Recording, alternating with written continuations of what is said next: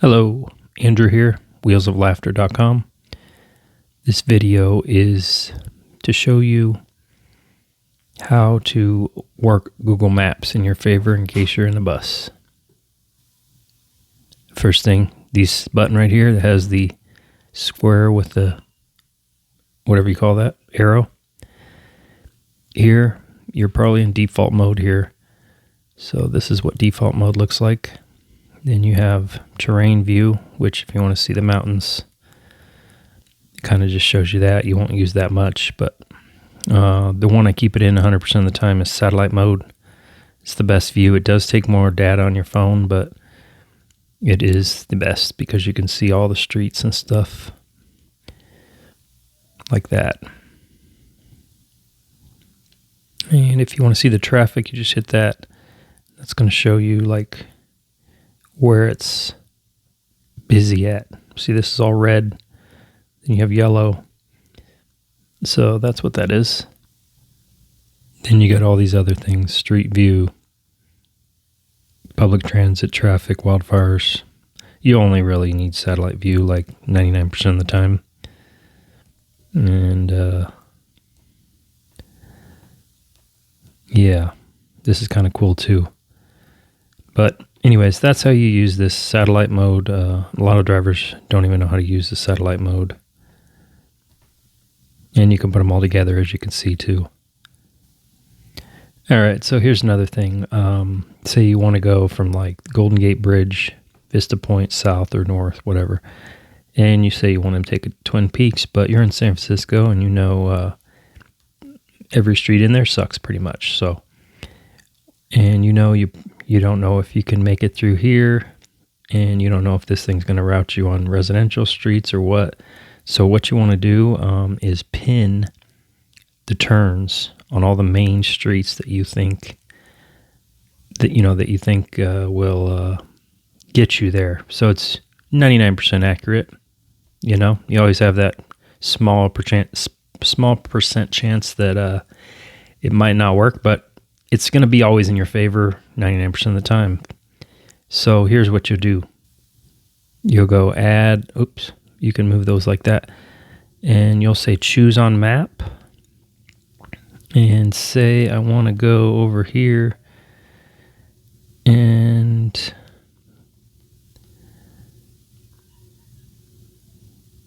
which street do I want to turn down here? It doesn't matter. I'm just going to give an example. You could go this long way here on this main street here, right? And then you could take it all the way. Yeah, let's just say here. So I'm just going to do this. Click OK. And that's going to be moved up to there, right? See how it took me a different way? And when you get to this point, it'll like ask you if you want to continue. I know you're driving, you're not supposed to hit the button, but it should automatically send it most likely as well. But yeah, and then say I don't want to go through this residential zone because I've never been there, right? So say, that looks like a main road, right? So all you'll do is you add another location, choose on map, and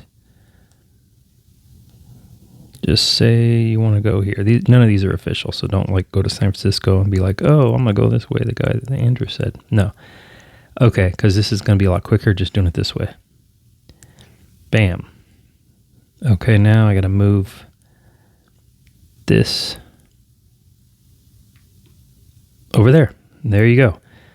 Not that you can do a U-turn, like I said, but you just pin each turn, wherever you're going, wherever you want it to take you. Maybe you want to go this way, over to the 101 or something, and then take it over here and you just find the main streets. And like I said, most of the time it won't fail you. You probably have to do more research. There's Market Street. So you could take it, over here from 101 to Market Street and go down this way.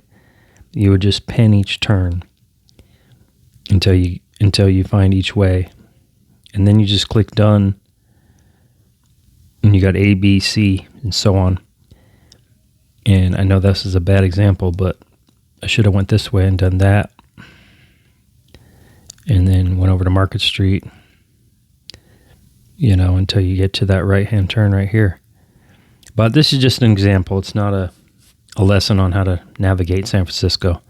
So that's how you do if you want to pin stuff and you don't want to go down wrong streets, residential streets that you shouldn't be going down.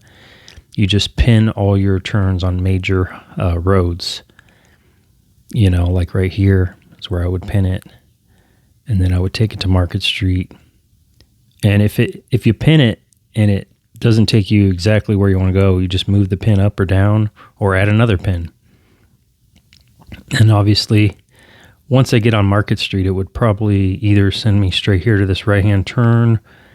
Most likely it would do that. So, and that's it. That's why doing research on a trip is very important when you're driving a tour bus. If you want to share your location and you have several stops in there, it will not share all the stops. It's going to just share one of them. So just remember that if you have someone you're even trying to help out with all the pins or what have you, it's only going to save the one location. You can also save things. Go save, and you can star places as well. Like if you, I have a bunch of places starred in here. But yeah, and then you can make lists and everything else. And then obviously if this is checked, it'll show you all the favorites or starred places. Yeah, like I have this starred in there. So all I got to do is click it and hit directions. And it's obviously not going to take me to the same exact route like I have all the pins or anything. But it is easier because easier to find on the map when it's all blown up. See, I got another one right there. Van Ness and Chestnut. Don't even know why I have that starred, but yeah. Let's see what else.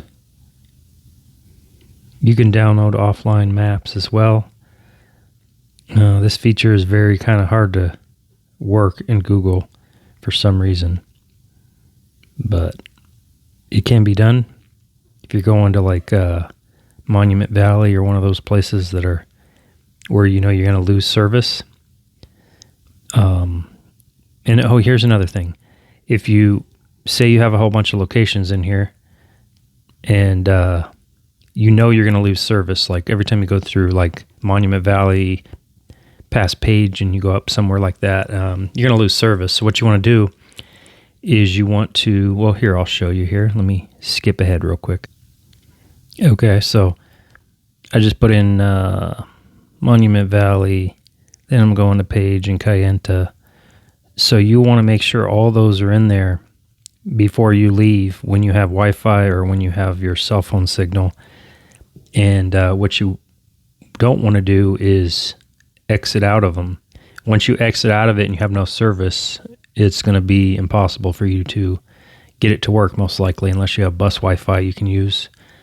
But so when you click on it and it's in this mode, you don't want to really get out of the mode. Like I said, you can do the download, offload maps and hopefully it works for you.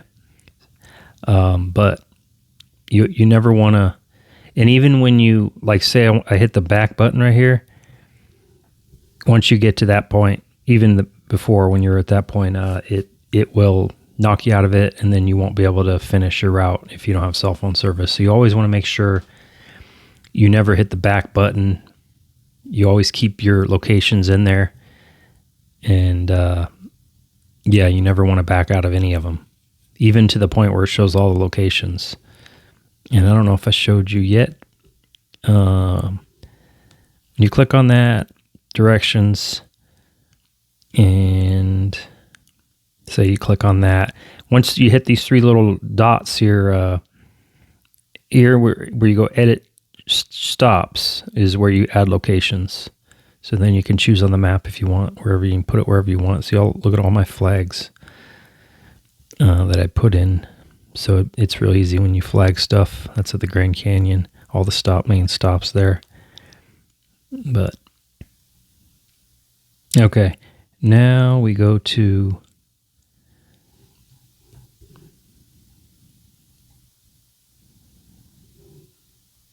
Now we go to directions.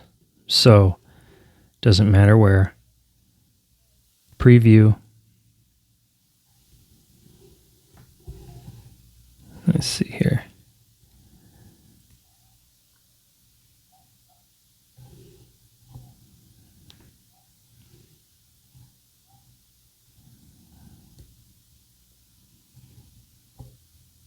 We're going to add stop.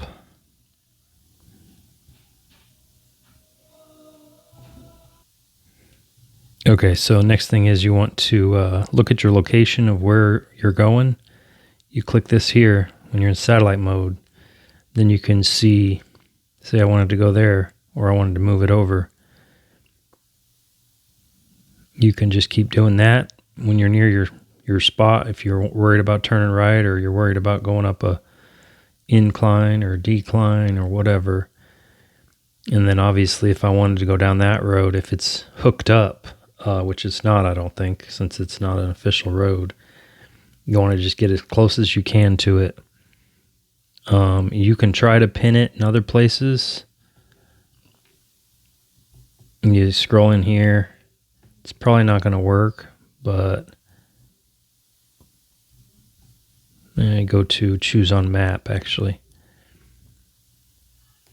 Edit stops, choose on map.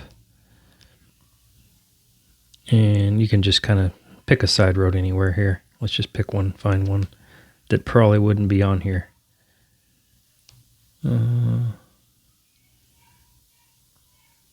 we go. This one might be one.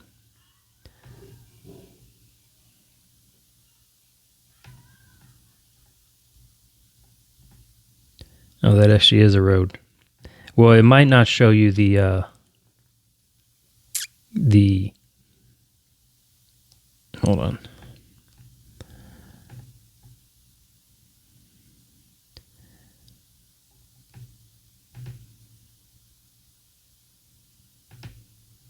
No, that's going to take me back there.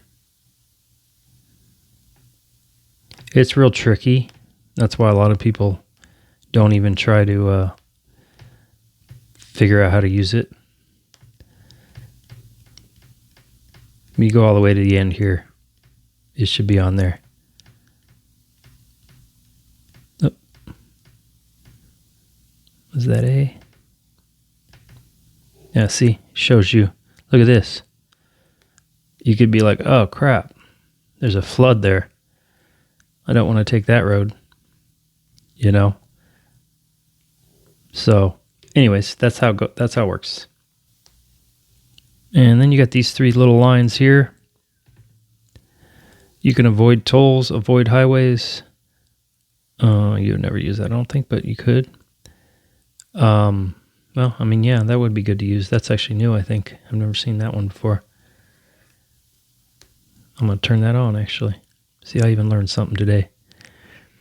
Avoid ferries, you know, blah, blah, blah. You can choose whichever ones you want. I know a while ago I had this on avoid highways, I think. Sometimes it accidentally gets clicked if it's in my pocket or something, and then I look at the routes and it's going to take me 5 hours to get there. It only should take an hour. If that ever happens to you, that means you accidentally clicked avoid highways. So, and then you have the basics. Obviously, this takes you to different routes. You can just click on it, and it'll take you to different routes as well. Here's another way to view the all your pictured turns and stuff. Right here, it shows you them all right here. And usually you use the last one, you know. But say you want the one before that, and you just do that. You can view so many things like that. And that'll eventually take you to that road that had all the muddy water on it. Now here we are on that road, remember? So I had to get to that. It's not going to send you down that road, but what you do is you just do this and see, it's actually someone's house, I think. And then you just scroll in and get it the best as you can get. Or maybe try Google Earth. And it's good for airport gates and stuff too, so you can see the gate numbers. You can do it like this as well. And this is your ad label. You remember where I had all the flags and stuff? You can enter a name for it. Say it's a school. And you just pin it wherever, say that would be a school. And then you can flag it. And that's how you do that. And then you have this more button. You can download offline map as well from there. And then you can look at your visits that you previously went to. And you can back it up as well. I'm not going to turn it on. That's your timeline where it shows you everywhere you went. It's kind of scary. But yeah, I think that's it. Let's see if there's anything else. You can delete your activity as well here. Oh yeah, there we go. Well, normally you go here and it would delete it. Not that you'll ever use it probably, but you can do the measure distance as well, and you can kind of measure distance of roads and stuff, but you probably never use that, you know. Anywho, I think that's about it. I think that's all you'll need to know here on Google Maps. The most important part is you're pinning your locations and the satellite view. Those two are your best friends when it comes to Google Maps. Looks like they just recently added a little widget here too, which is nice. Okay, drivers, that's about it. Thanks for listening, and make your journey be great. And hopefully you pin stuff and use satellite mode so you don't get yourself in a bad situation.